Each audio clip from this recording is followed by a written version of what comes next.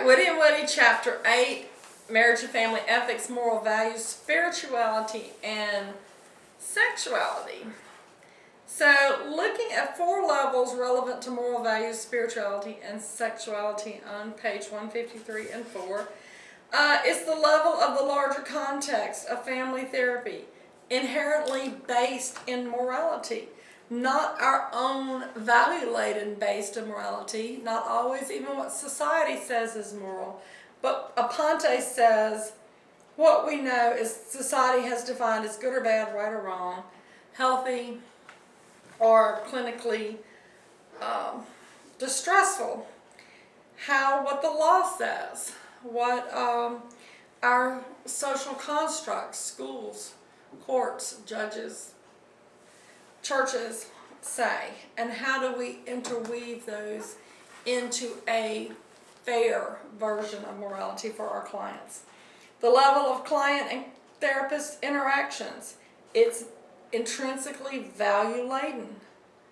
That doesn't really change. People have values, we have morals, we're spirit beings, regardless of what our faith system may be. And we know that because when we are dead, our spirit has left, and there's not a whole lot of need for counseling at that point.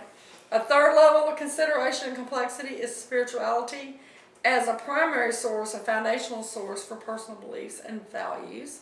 And it's a traditional way that people have explained themselves through their experiences, their awareness of transcendent dimensions, identifiable values in regard to themselves, to others, to nature, to life, to the world, to the relationships that we find us in, and also a guide or constraint to both thoughts and actions. Fourth level are discussions explicitly related on spirituality and religion, or the lack thereof, depending on which client that we have. And finally, the realm of sexuality. Sexuality, if you look at Freud's thought process, that the id is driven by both aggression and sex. So spirituality, societal constraints, morality, values, elevate sex from rape to consensual sex between consenting parties. So looking at all of those things, regardless of our own views of morality, spirituality, right and wrong, there are societal and legal standards that apply. Distinguishing between moralizing and holding a moral philosophy. A moral philosophy is a general rational study of the nature of moral concepts. It's an analysis of ideas and dilemma central to the moral domain that causes our society not to be chaotic, to run amok, to have laws, to be able to provide for vulnerable parties, defenseless parties. Moralizing is understood more so to be the process of value-laden judgments and criticizing specific behaviors, principles, and values characteristic of societies and groups that do not quite fit into what we personally think is right or wrong. The sub-principle related to moral values on page 155 is a responsibility to clients. We advance the welfare of families and individuals. We respect the rights of people seeking services, seeking our assistance. We make reasonable efforts to ensure that services are used properly. Who has the right to decide what is in the best interest or the welfare of the client? The marriage and family therapists are required to collaborate with families to decide what is best for them. Subprinciple 3.12 says, we make efforts as MFT therapists to prevent distortion or misuse of clinical and research findings. We take special care making public our professional recommendations through testimony and other public statements for the very sense that we need to be sensitive to our clients and to the differences between our morals, our values, and theirs, as long as legal and societal standards are not being violated to the point of incarceration or danger to vulnerable, defenseless parties. We do not impose our values on clients. We do not impose what we feel is appropriate unless we are making we're taking steps to protect a client from doing grave harm to themselves or others, such as in Chapter 7 on dangerousness, violence, and abuse. We make our suggestions for families tentatively, carefully, respectfully, and without presumption.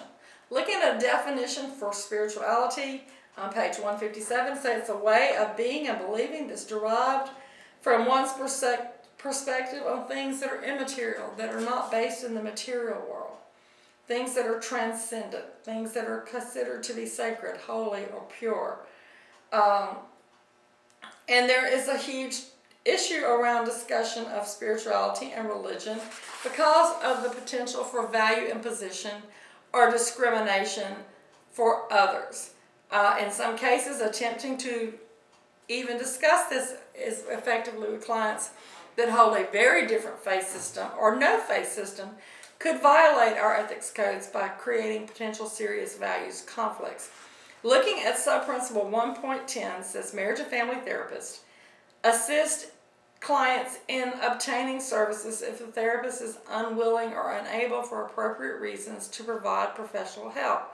But we do not abandon or neglect clients without making reasonable arrangements for continuation of such treatment. However, I think the argument is that I'm going to be a Christian counselor in a Christian setting. You're not licensed by the state to perform Christian counseling. You're licensed by the state to perform counseling. So we really need to check our own values and understanding of our morals and realize that true morality means providing services to those who have very different belief systems than we do without discrimination and prejudice. Looking at subprinciple 1.8 of the AMFT codes, marriage and family therapists respect the rights of clients to make decisions and help them understand the consequences. We don't make decisions for them. We help them clarify the decision-making process, looking at options and consequences. We understand the client themselves have the responsibility to make decisions for themselves regarding their relationships, cohabitation, marriage, divorce, reparation, reconciliation, custody, visitation, faith system or not. People have the autonomy to make a lot of decisions. That doesn't relieve them of the responsibility of the consequences of those types of decision. We have to assure ourselves of our own competency. Subprinciple 3.1, maintaining knowledge of new developments, education, training, and supervised experience. 3.7, if we're doing something that is new to us, we have to avail ourselves of appropriate education, training, and supervision. 3.11, we don't diagnose, treat, or advise outside of our recognized boundaries of competency. 4.4, we do not permit students or supervisees to hold themselves as competent to perform professional services that are beyond their training level of experience competency without supervision. And we don't represent ourselves as being able to provide specialized services unless we have obtained appropriate education, training, supervision, certification, and licensure to do those particular things. Looking at page 161, at existential issues, what a person believes happens to them once they die, what happens to them, whether their life holds meaning. Those are things for the client to evaluate and to look at during a course of therapy, with the therapist assisting them in finding their own way, not finding a way for them. Subprinciple 1.3, marriage and family therapists are aware of influential positions and do not exploit the trust and dependency of people who are in that type of relationship to us. We have to carefully scrutinize and monitor our own values and needs in our work.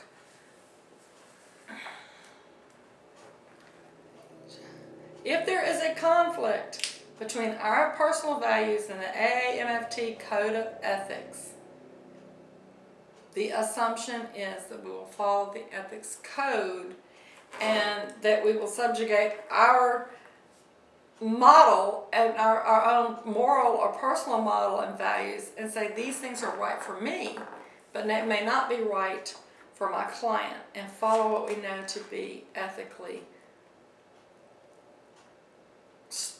have ethical strength. So looking at sexuality on page 161, the definition of sexuality is a discussion of gender by marriage and family therapist, and who it is, how we determine our sexual orientation, whose ability to determine that is, who decides whether someone has the right to live in a relationship with another human being, who has the right to determine sin. Sin is an issue that's determined more in religious issues. It's not something that comes in to the counseling arena.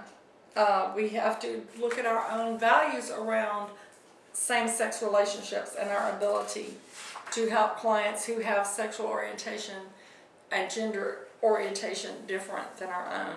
And realize that quite often these clients, particularly transgender clients, comprise a dependent, vulnerable population, and tread lightly and not make any of these issues. Always, sexual intimacy with clients is clearly prohibited.